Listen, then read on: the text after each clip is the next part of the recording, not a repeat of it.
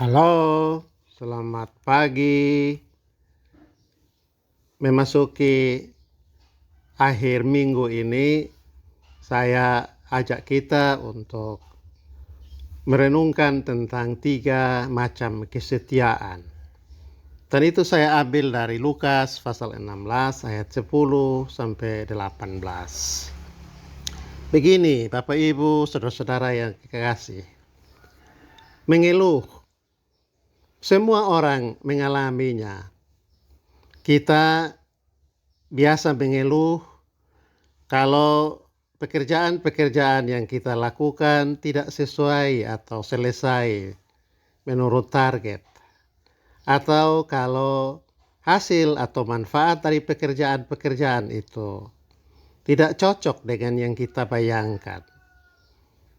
Mengeluh selalu muncul ketika kita memiliki perbandingan. Misalnya, tetangga tidak diapa-apakan walaupun selalu terlambat datang kerja. Jadi mengapa saya harus selalu masuk tepat waktu? Kebiasaan melakukan hal-hal baik menjadi kendur. Kalau kita membuat perbandingan dengan orang-orang lain yang beruntung, walau banyak melakukan hal-hal yang tidak baik. Itu satu mental atau kebiasaan yang dimiliki hampir semua orang. Pada pihak lain, bersyukur. Ini juga dilakukan sebuah orang.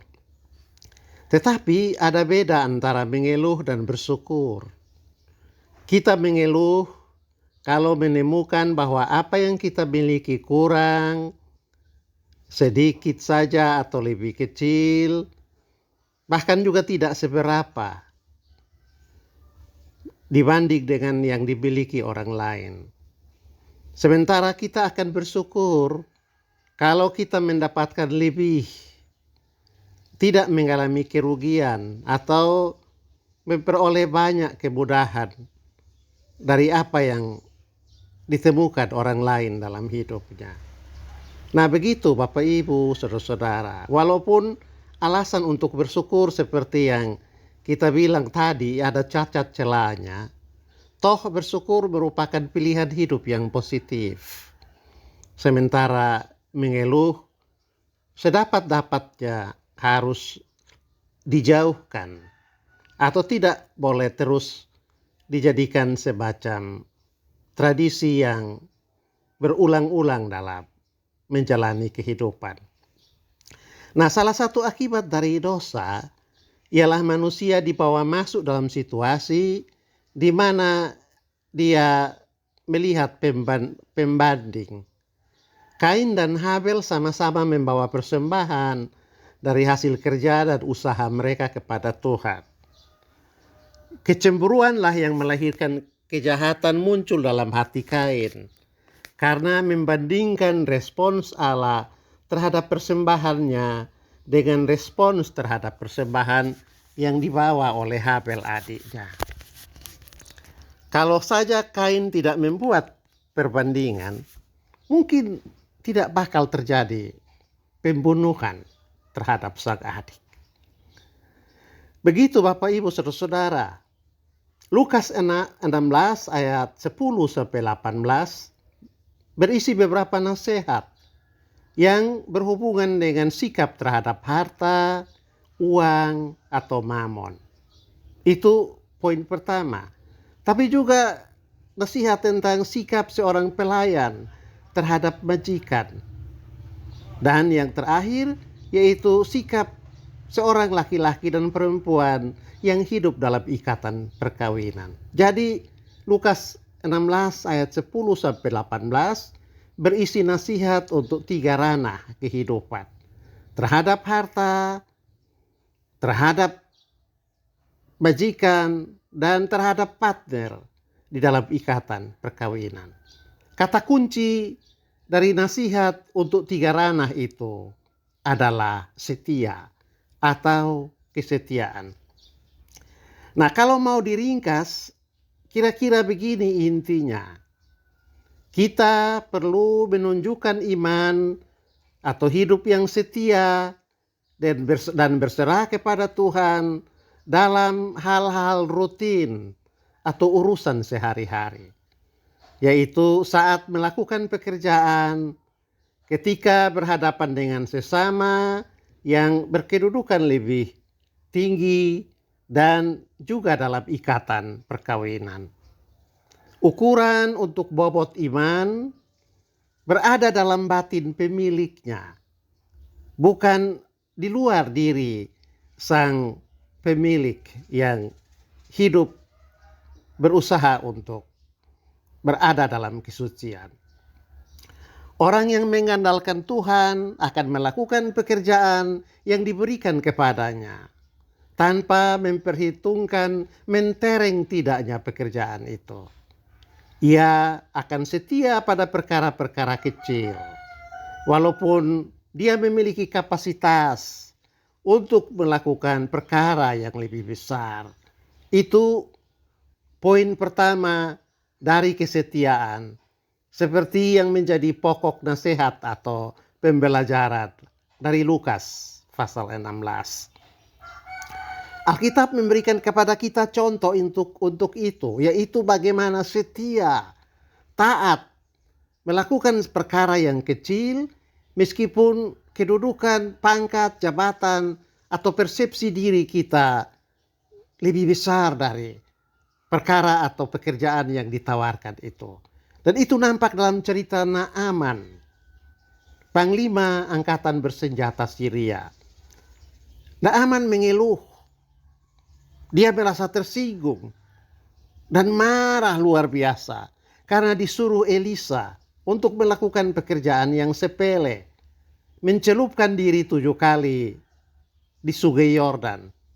Naaman merasa kedudukannya terlalu tinggi dan kekuasaannya teramat besar. Mengapa diminta hanya untuk mandi agar penyakit kustanya sembuh?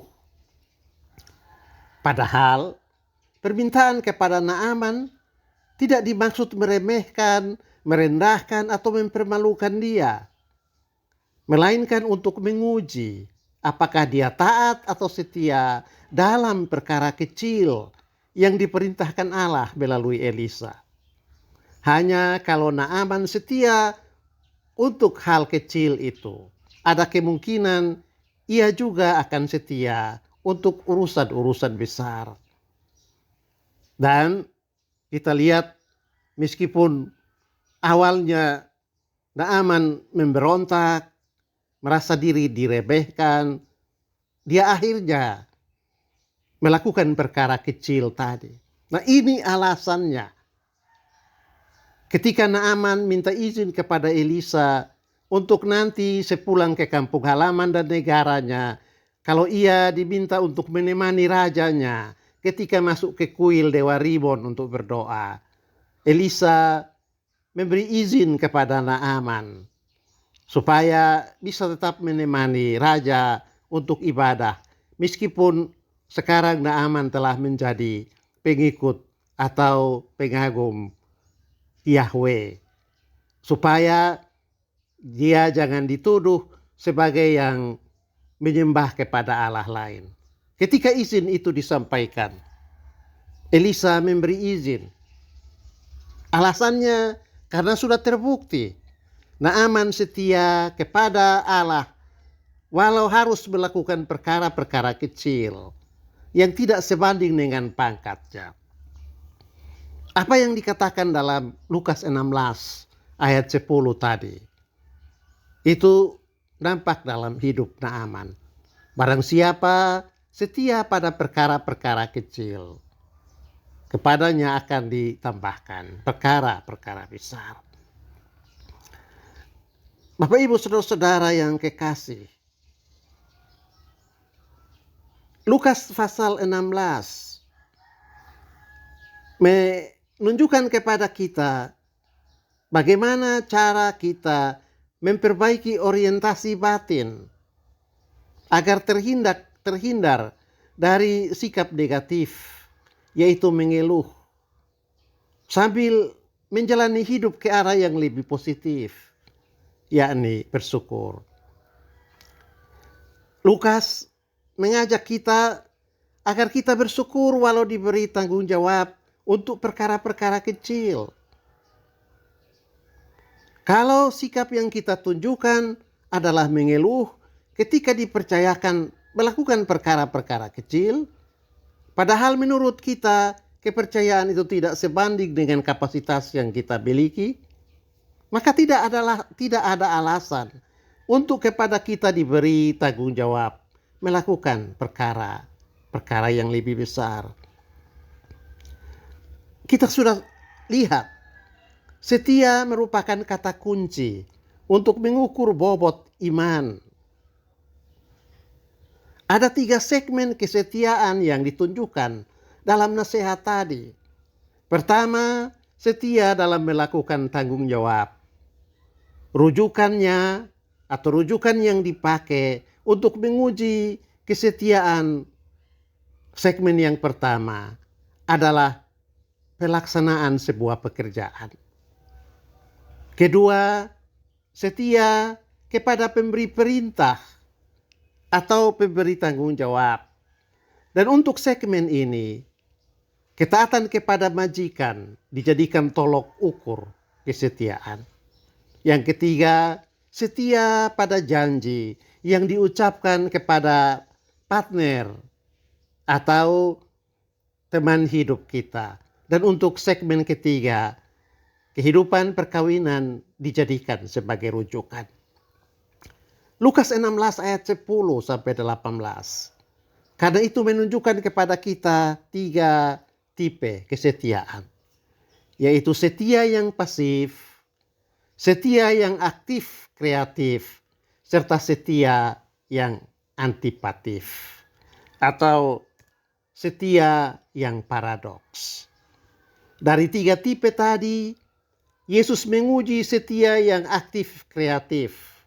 Sebaliknya, dia mencela setia yang pasif dan antipatif atau paradoks. Nah, mari kita melihat satu demi satu. Mulai dari setia yang pasif. Setia yang pasif kita temukan umpamanya dalam kucing-kucing masa kini. Setiap kali saya berkunjung ke rumah ayah, dia selalu mengeluhkan kucing-kucingnya. 4 ekor kucingnya tidak kemana-mana.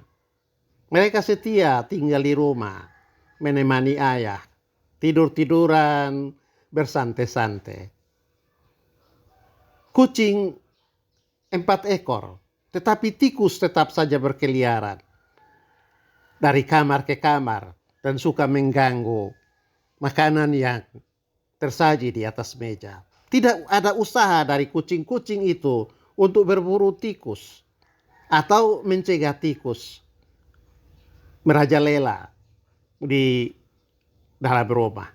Kucing-kucing itu hanya menunggu makanan dari ayah. Itu sebabnya ayah mengeluh, marah-marah terhadap kucing itu. Dulu, sewaktu pertama kali kucing dibawa ke rumah, mereka rajin mengejar tikus. Nah, karena senang, maka ayah membelikan makanan toko. Tetapi mungkin karena sudah terbiasa, keenakan diberikan makanan toko, kucing tidak lagi berburu tikus. Karena toh nanti akan dikasih juga makanan toko. Dan ini membuat ayah dongkol. Akibatnya dia tidak lagi membeli makanan toko. Kucing-kucingnya dibiarkan lapar dengan maksud bisa berburu tikus. Tapi kucing karena sudah terlanjur tahu bahwa akan ada selalu makanan bagi mereka. Mereka berbalas-balasan. Nah, ada cukup banyak orang percaya yang setia kepada Allah seperti kucing-kucing milik ayah saya. Mereka rajin mengikuti ibadah, melakukan doa, memperbanyak pujian, memberi persembahan persepuluhan. Tetapi itu dilakukan sebagai sebuah kewajiban, tanpa penghayatan, dan juga komitmen untuk memperbaiki perilaku dan perbuatan hidup.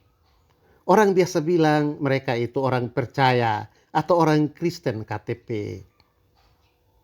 Aktivitas di gedung gereja berbeda dengan sepak terjang di dunia kerja, di pasar, saat menjalankan pemerintahan, atau berada di depan siswa di kelas. Ini yang menjadikan terjadinya degradasi moral dalam masyarakat. Akibat adanya ketimpangan antara kehidupan doa, kehidupan ibadah liturgis, dan praktek sosial. Ini yang Yesus maksudkan dengan tidak benar dalam perkara-perkara kecil. Maka tidak juga benar dalam perkara-perkara besar. Yang kedua, Yesus menunjukkan contoh setia yang adaptatif, antipatif dalam diri orang Farisi. Mereka memang bersemangat memperbaiki ibadah dan amal. Ya, rajin menampilkan kehidupan doa dan diakonia. Tekun berpuasa dan memberikan persembahan persepuluhan. Tetapi tujuan aktivitas ibadah itu bukan untuk mempermuliakan Allah dan menolong atau menopang sesama untuk menjadi manusia yang lebih baik dan bermartabat, atau juga memimpin dan membentuk masyarakat kehidupan yang lebih bermartabat dan lebih berkeadaban. Target kesetiaan mereka dalam sebuah ritual atau nilai-nilai yang verbalistik tadi adalah supaya dipuji, disanjung, dan mendapatkan kemudahan. Orang-orang seperti ini biasanya menjual atau memakai nama Tuhan untuk mendapatkan sanjungan, pujian, kehormatan, tapi juga hanya sekedar untuk memamerkan kesalehan dan penampilan diri sebagai orang-orang yang kudus. Yesus memanggil pengikut-pengikutnya untuk hidup dalam kesetiaan yang aktif kreatif sebagai lawan terhadap kesetiaan yang pasif dan paradoksal tadi. Dan undangan atau panggilan Yesus itu ditunjukkan dengan memberi contoh, yaitu menyebutkan tentang orang-orang yang setia dalam perkara-perkara kecil. Seperti menaruh hormat kepada kehidupan perkawinan, tidak menceraikan istri atau partner kalau dalam kehidupan rumah tangga ada sengketa.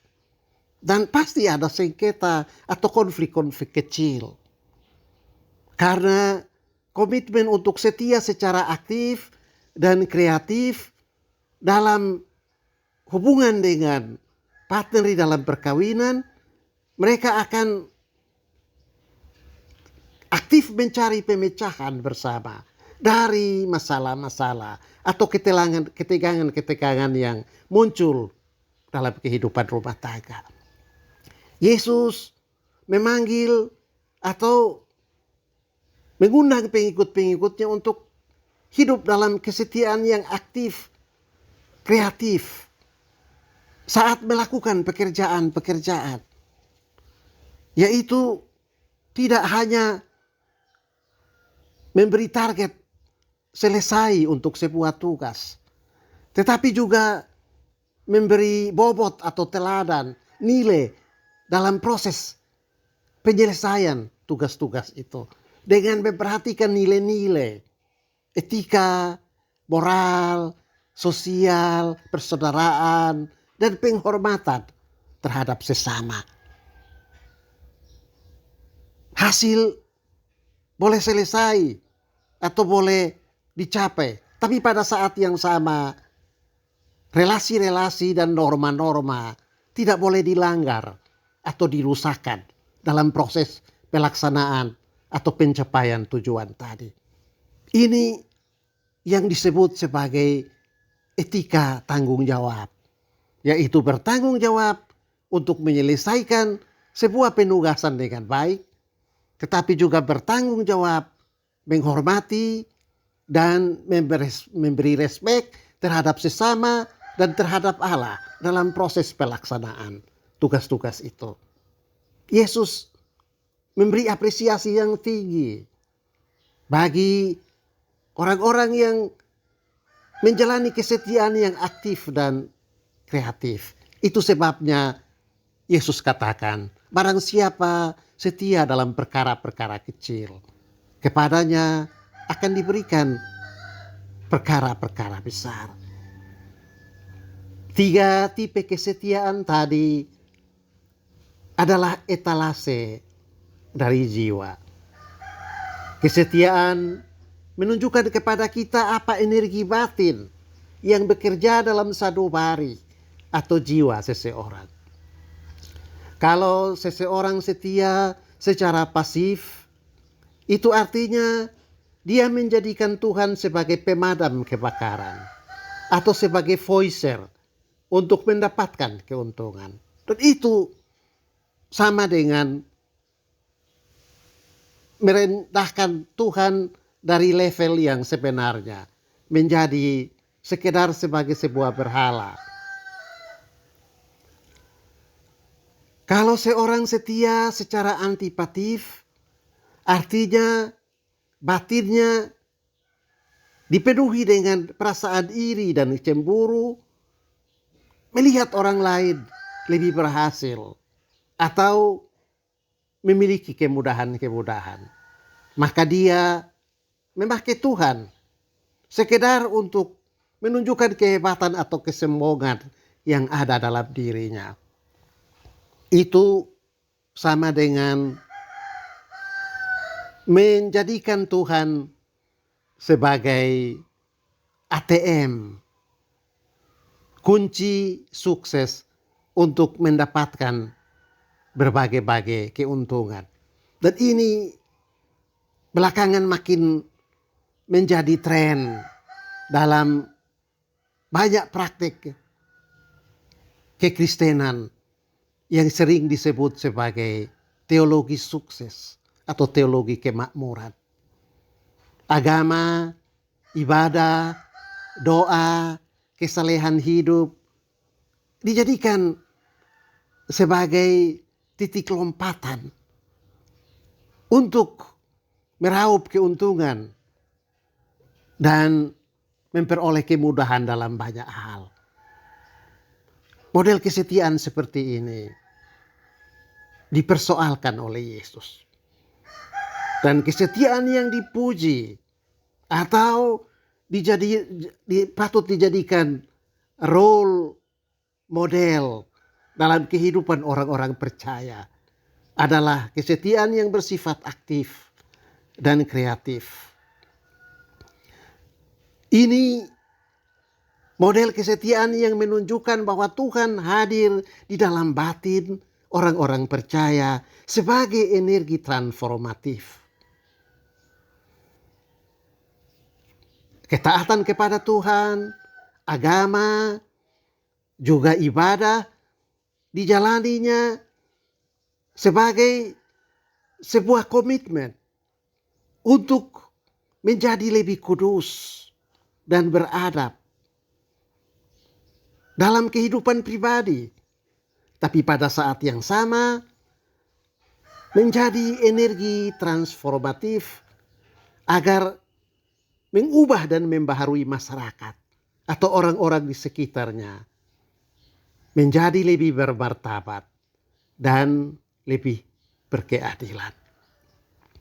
Selamat menjalani hidup di minggu yang baru dan mempersiapkan diri memasuki hari Minggu dengan mengingat bahwa Yesus memanggil kita untuk hidup dalam kesetiaan yang aktif dan kreatif, dan menjauhi model kesetiaan pasif dan antipatif. Tuhan menolong kita dengan firman-Nya.